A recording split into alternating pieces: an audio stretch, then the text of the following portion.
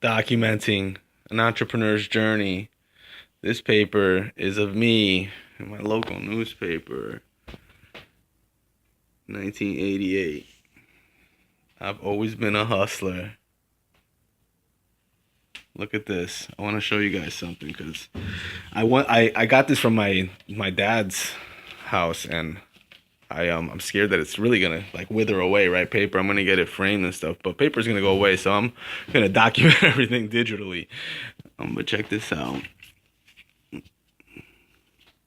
Where we at? Coriano, right? That's me. I want to show you guys something. Boom, right here. This little section here. Well, he's probably the only kid in junior class at Notre Dame in Fairfield with his own business card. Junior class. I was 17. I had my own business card.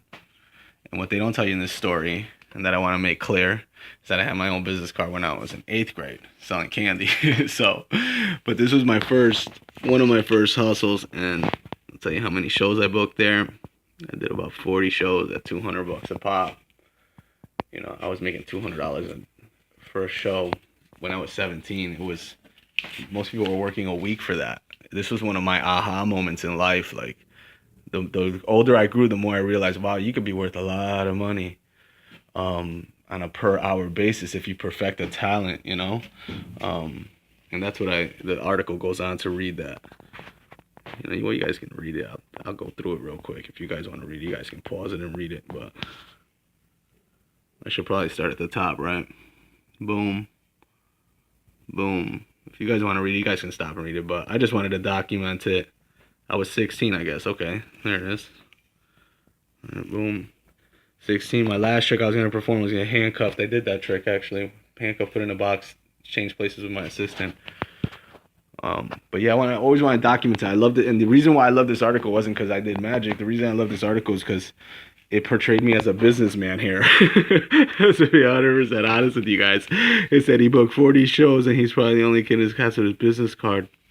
You know, and they told me I had good stage presence. I felt even back then I was building my resume as a businessman. But I just wanted to document this old paper that I found, and I'm gonna put up on somewhere. I'm gonna get it plaqued, and then I'm gonna put it up on the wall, which we're adding to, or what I like to call the vision board. I need to see it. You know, I need to draw it out and see where I'm going. So if you see, maybe I can do this with the fingers. If you see the start of the business has the shares there that for the start of my business, then I have my diploma. So it's kind of in a timeline of my life, right? I started back there with the business, and I'm going to put this over here, probably at the front side over here. And then, it goes on. I started buying real estate after school, so that's the map. I started the e-commerce businesses down here. I started the blogs in school. I started a lot of these blogs while I was in school. So I want to build like a kind of a timeline, a vision timeline like that goes through. Yeah, so just documenting my journey. I've been a hustler. And I want to find the old business card that me and my buddy had when we were in 8th grade. We used to sell candy to people, and we called it NNR Sales. It was me and a guy named Robert. And after a while, Robert didn't want to do it anymore, but my brother's name was Ruben, so I kept selling under the same trade name, which later I found out is actually a really cool way to not have to start another business. I talked about this in another video, not have to start another business, right? A trade name is great for, operating businesses without the infrastructure expenses. So anyway, just want to document my story here. Thanks for doing another episode of An Entrepreneur's Journey. I think we're going to do a mashup soon. Thanks for joining. Subscribe, like the page. Tell me what you think. Hit me up on Twitter. Talk to me.